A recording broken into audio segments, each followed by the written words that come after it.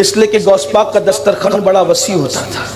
غوث پاک فرماتے ہیں کہ مجھے جب میں نے ایمان کے دفتر کو الٹ پلٹ کر دیکھا، نیکیوں کے دفتر کو الٹ پلٹ کر دیکھا، تو ایمان کے بعد مجھے سب سے بڑی نیکی کھانا کھلانا نظر آئی۔ میں اللہ سے دعا کرتا ہوں اللہ مجھے کائنات کی دولت دے تو میں اللہ کی ہر مخلوق کو کھلاؤں، اس لیے کہ کھلانا بڑی نیکی ہے۔ کیونکہ جو ایک لقمہ کسی بھوکے کو کھلائے، مسلمان کو صرف نہیں بھوکے کو، اس کے اور جہنم کے درمیان 7 پردے گرائے جاتے ہیں۔ ایک پردے سے دوسرے پردے کا فاصلہ 1000 سال کا ہوتا ہے، یعنی ایک لقمے پر اتنا جہنم سے دور کر دیا جاتا ہے 7000 سال کے فاصلے پر۔ پیٹ بھر کے کھلانے پر کیا ہوگا؟ جو آج لوٹ مار کر کے کھا رہے ان کو پتہ نہیں ہے کہ کھانے کی فضیلت نہیں ہے، کھلانے کی فضیلت ہے۔ اس لیے کہ کھاؤ تو بدبو بنتا ہے، کھلاؤ تو جنت کا مزدہ ملتا ہے۔ اس لیے اللہ والوں کو کھانے کی فکر کم ہوتی تھی، کھلانے کی فکر زیادہ ہوتی تھی۔ اسی لیے آپ دیکھیں جس ولی کے آستانے پہ جائیں آپ کو لنگر ہی ملے گا، کھلانے کا معاملہ ملے گا۔ غوث پاک کے یہاں لنگر، غریب نواز کے لنگر، صابر پاک کے لنگر، اور میرے صابر نے تو یہ شان کی 12 سال بھوکے رہ کر دشمنوں کو کھلایا۔ اللہ اکبر! رہ کے فاقے میں غریبوں کو کھلانے والے ایسے ہوتے ہیں محمد کے گھرانے والے۔ لوگوں سے چھین کے کھانا تو سب کو آتا ہے، بھوکے رہ کے کھلانا کوئی حضور کے گھرانے سے سیکھے۔ یہ صابر پاک نے کیا ہے۔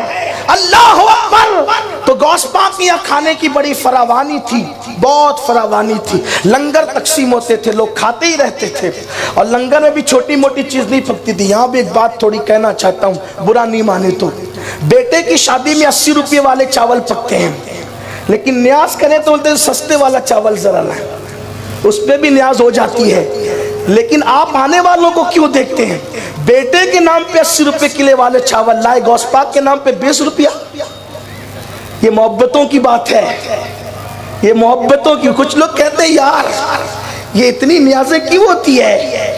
اگر یہ پیسے اٹھا کے مدرسے میں دے دیے جائیں تو جو ہر سال عمرہ کو جاتے وہ پیسے بھی پھر مدرسوں میں دے دو، جو ہر سال حج کو جاتے وہ پیسے بھی مدرسوں میں دے دو، سبھی مدرسوں میں دے دو۔ پھر امام حسین نے 25 حج کیوں کیے؟ امام آدم نے 55 حج کیوں کیے؟ بات یہ ہے ساری چیزوں کی اپنی اپنی ایک شان ہے۔ کھلانے کے وقت کھلایا جائے گا، لٹانے کے وقت لٹایا جائے گا، عمرہ کے وقت عمرہ کیے جائیں گے، مدرسے میں دینے کے وقت مدرسے میں دیا جائے گا۔ ہم مدرسوں کے مخالف نہیں ہیں، ہم لوگ خود مدرسے چلاتے ہیں الحمدللہ۔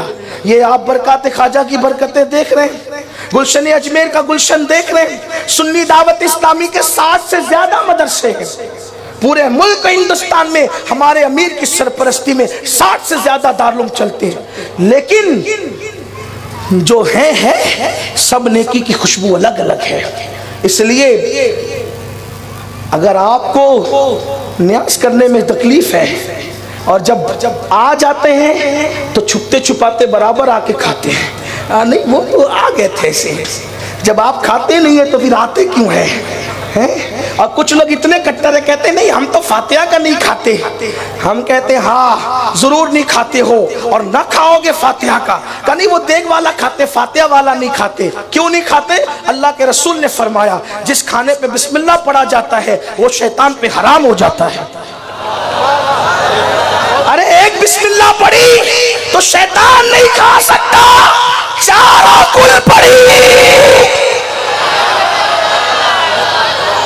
آگے نہیں کہوں گا اس لیے کہ آج کل کے حالات کا بھی خیال کرنا ہوتا ہے۔ میری سنی قوم بہت سمجھدار ہے، ہم فاتحہ کا نہیں کھاتے، ہاں انتر منتر نہیں پڑھے جاتے، اللہ کا قرآن پڑھا جاتا ہے، اور جس کھانے پہ قرآن پڑھا جائے وہ شیطان پہ حرام ہو جاتا ہے۔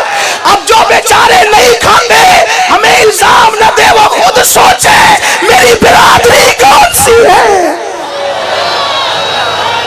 میں کوئی چھیڑ چھاڑ کی بات نہیں کر رہا ہوں، لیکن لوگ ہمیں زخم دیتے ہیں، لوگ ہمیں صدمہ دیتے ہیں۔ قرآن پڑھا جائے نہیں کھاتے ہو، اور تم نے کیا کیا لکھا ہمیں پتہ ہے، لیکن میرا عنوان وہ نہیں ہے۔